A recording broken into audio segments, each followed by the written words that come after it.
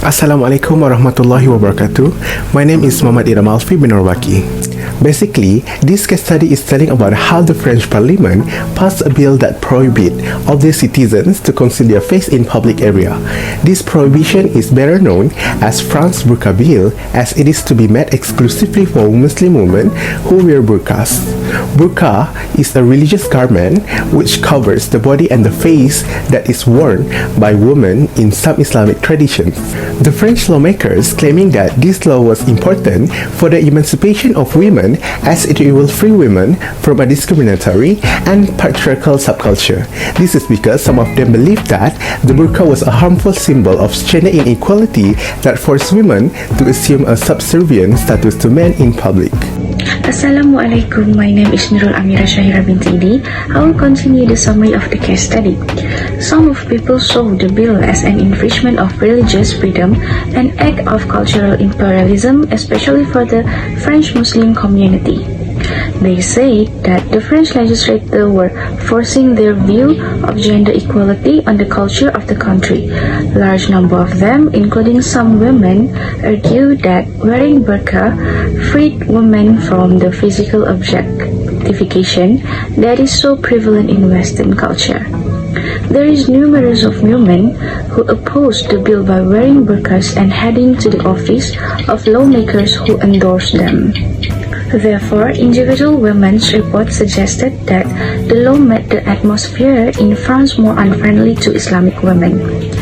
My quality of life has drastically degraded since the ban. One of these women said regarding the legislation, besides the politicians claim to be freeing us, but all they want is to keep us out of the social sphere. So in 2014, the law was challenged in the European Court of Human Rights. Thus, the court upheld the legality of the law. Assalamualaikum and good day. I bid to Miss Nur Aida and everyone. My name is Nur Asmirah binti Ibn Sahad and I'll be presenting on the ethics theories. There are two ethical theories, and the first one is teleological or consequentialist theories, where people will act by depending on the consequences that might occur to them or the people around them. It can be said that only the consequences can determine if an action is morally correct, which opposed to the circumstances or the intrinsic nature of the act or anything that happens before the act. For example, by referring to the case study of banning burqas, the action taken by the French Parliament to ban a Muslim woman to cover their faces is something that is considered as violation to the freedom of religion, as the woman consequence is seriously deteriorated since the ban. Hence, it drives the women to stand for their rights to do what they thought was right based on the consequence that occurred to them. Secondly, it is a deontological theory, and it is implying to standards of responsibility or obligation that focus on the nature of actions and motives rather than the outcomes. Meaning to say that even though the conclusion is excellent, certain actions are still morally wrong, but nevertheless, you think that it should be performed because it is a sense of obligation founded on moral ideals and values, all living beings and the environment. There are moral obligations that we have been taught since we were children, and it have shaped the way we should treat others, treating them fairly and without exploiting them for personal gain. As referring to case study of banning burqas, freedom and discrimination, the Muslim women are obliged to wear a niqab or burqa since young, and they have the right to wear it if they want to, even though they need to break the rules stated by the French Parliament. This is because the women are obliged to do so, and that is what they have been taught since they were young. Next, I will explain the best practices on burqa. First, we must have an understanding on Islamic modesty. We should recognize what hijab is. Hijab is an Arabic word that means to divide or to separate, and does not refer to a specific style of hair covering. In Islam, hijab refers to the basic modesty behaviors as well as how Muslims should dress. These guidelines apply to both men and women, and they differ depending on how close they are to puberty. The second is know when most people begin veiling. By the time they reach puberty, most Muslim girls are used to wearing the hijab. though there are differing opinions on when is the appropriate time to begin.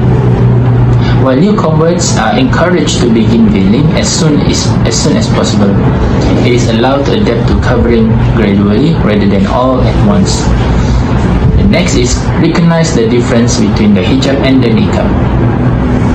It might be difficult for new Muslims to distinguish between the many types of head coverings. Nevertheless, the hijab and niqab are not the same thing.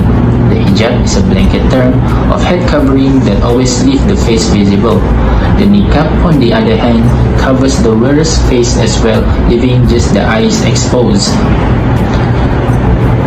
Although most Islamic scholars agree that covering one's face is not required by the Quran, wearing the niqab is the most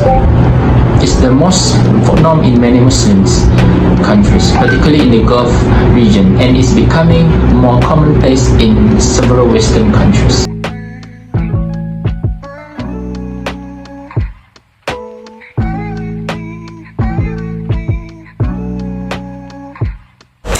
Assalamualaikum and greetings to our respected lecturer, Ms. Noaida Muhammad Kama, and fellow classmates. My name is Nofara Akila Asri and I will be presenting the first question of the case study chosen, titled Banning Burkas, Freedom or Discrimination. In response to the question, I would like to provide a brief explanation first of the pluralistic society and religious expression to help you understand it clearer on which sides we have agreed on. A pluralistic society is one that is diversified, where individuals believe a variety of things and tolerate each other's opinion even when they differ from their own. A diverse society welcomes a wide range of individuals from many ethnicities, sexual orientations, cultures, and beliefs. Next, the religious expression refers to the various methods by which people choose to communicate their faith to others. This can be accomplished by wearing certain clothing or showing their religious symbol. Religion is rich in the usage of symbols, and religious believers express their religion identity via acts, words, and objects.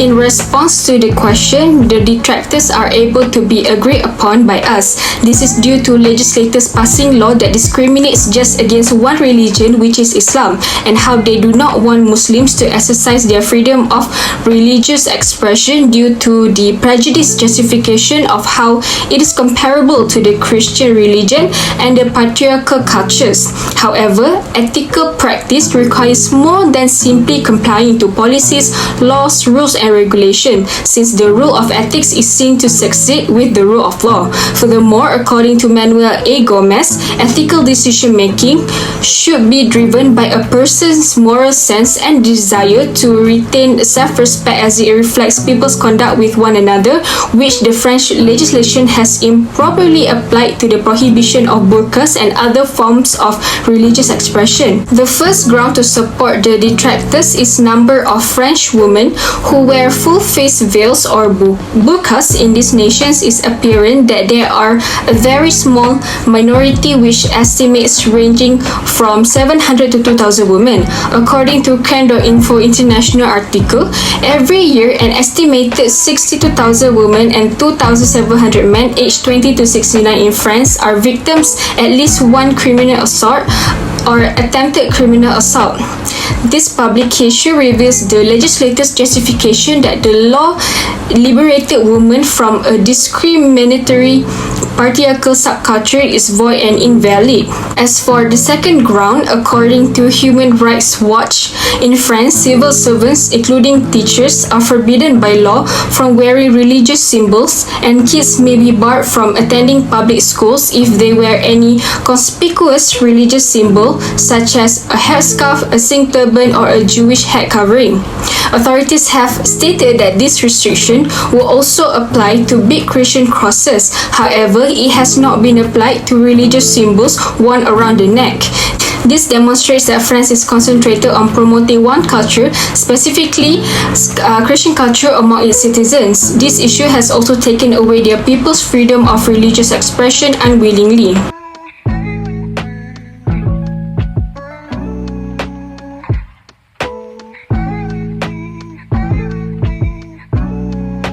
Question number 2. All religious practices should be tolerated in a free society. This is because when we learn about ethics, we will also learn about morality as what expressed by the Church 1999. The Church also defines morality as a term used to cover those practices and activities that are considered importantly right and wrong, the rules that govern those activities, and the values that are embedded, fostered, or pursued by those activities and practices. T-Rox and Cressman 2014 further stated that there are 4 aspects that may be considered in discussing the application of morality, and one of them is religious morality. It is the relationship between human with a God. This shows that religious practices also can be tolerated in a free society, as the religious itself will teach their people ethics in doing their daily activities and what is good or wrong in human interaction. For example, every religion also have the same point of view that stealing and killing is a very heinous act and should not be committed by their followers. Despite that, those religious practices should not be allowed to override certain societal rights, such as the right not to commit murder, fraud, theft, or harm others. If such beliefs threaten the civil society, peace, and harm to children and others, the society has a right to protect such interests. For example, in India, some Hindu and Muslim families will carry their infant child to the top of 30-foot tower and toss the baby from there, and will be caged in a stretch pad shed held by some men below. The reason why they are doing like this is because they believe that when doing such thing, it will bring good luck and prosperity to the baby throughout their lives. However, in 2010, the ceremony was banned throughout India, since this kind of ceremony is dangerous and can traumatize the children.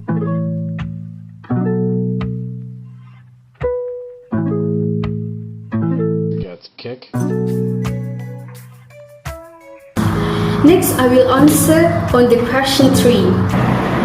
The burqa and hijab have been at the center of religious and social discussions around the world, and their entire or partial prohibition in any country creates international headlines. So, the question is, does our home country, Malaysia, should implement a banned face covering in public? Well, in my opinion, I do not think that Malaysia should have implemented a banned face covering in public. This is because it is the right of the citizen to wear a burqa and covering their faces if they wanted to, since they have the freedom to do so. It is already stated in the Federal Constitution of Malaysia in Article 11. It stated on the freedom of religion, whereby every person has the right to profess and practice his religion, and every religion group has the right to manage its own religious affairs, to establish and maintain institutions for religious or charitable purposes, and to acquire and own property and hold and administer it in accordance with law. Apart from that, Malaysia should have not banned face coverings in public, because it is a discrimination to a woman, as it is their right to cover their face if they wanted to. It's stated in the case study, some of the legislators in France argued that a burqa was a harmful symbol, and this could force a woman to assume a subservient status to men in public, which they strongly agree that face coverings should be banned. Well, I beg to differ with the case study, as I thought that burqa is not actually harmful to anyone if it's implemented in Malaysia, whereas it is actually helping the women to be feel protected by covering their face. Nonetheless, it is their rights and choices if they are insisted to cover their faces. Aside from that, it also can be said that wearing a burqa is for equality. This is because the woman is free from the unwanted progress and objective freedom, and they will not be judged by their appearance for covering their faces. Choosing to wear a burqa or hijab rather than being forced is a matter of freedom of expression. However, it was said that women who wear hijab can be exposed to discrimination and hostile, and it was a violent act due to Islamophobia, whereas it does not picture like that. Therefore, I don't think that Malaysia should have implemented a banned face covering, since it is a discrimination act.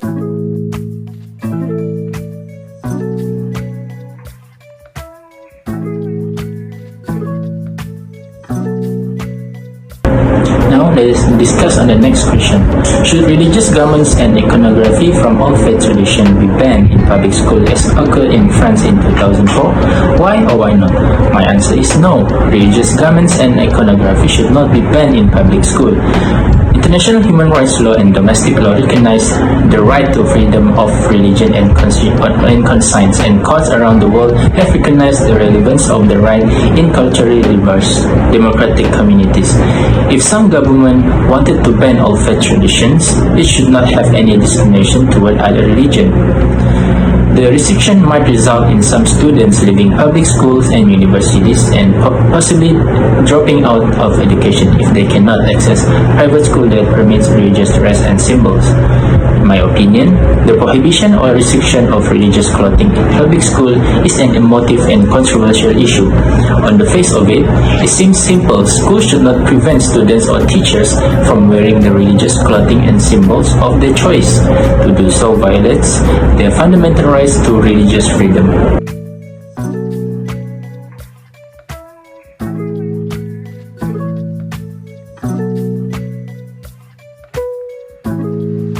Last but not least, on question 5, do the principle of separation church and state and the emancipation of women outweigh the consequences? So here is my answer. Wearing burqa should be a choice. It is an absurd and insulting to the public for the law to decide on what headwear to wear, especially it has religion significance. The separation of church and state to disregard burqa and citizenship should grant women to the right to be protected by the state from assault regardless of the headwear they wear. Making burqa as an issue and using them to define what the state perceives to be emancipation is unpleasant when it comes to women's emancipation. The government's responsibility is to provide fundamental justice to women in the same manner it should to everyone else, not to regulate their social status as yet another amorphous category.